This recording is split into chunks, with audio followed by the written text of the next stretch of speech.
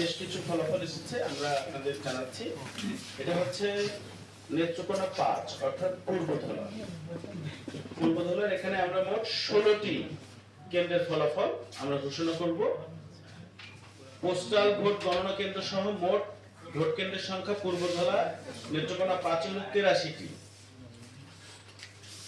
16টি কেন্দ্রের মধ্যে জনাব মাসুম মুস্তফা বাংলাদেশ জামাত ইসলামী, উনি দাঁড়িপাল্লা প্রতীক নিয়ে মোট ভোট করেছেন 16,861টি। জনাব মোহাম্মদ আবু তাহের তালুকদার বাংলাদেশ জাতীয়তাবাদী দল বিএনপি ধানের শীষ প্রতীক নিয়ে উনি মোট ভোট পেয়েছেন 14,636টি। মোহাম্মদ নুরুল ইসলাম ইসলামী আন্দোলন বাংলাদেশ, উনি হাত পাখা প্রতীক নিয়ে মোট ভোট পেয়েছেন 698টি।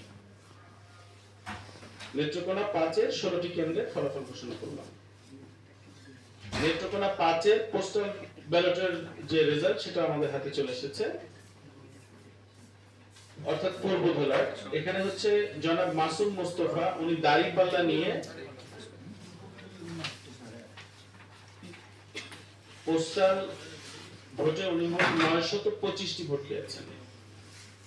জনাব মোহাম্মদ আবু তাহের তালুকদার ধানের শীষ প্রতীক নিয়ে 733টি ভোট পেয়েছেন। জনাব মোহাম্মদ নুরুল ইসলাম, উনি হাত পাখা প্রতীক নিয়ে 39টি ভোট পেয়েছেন।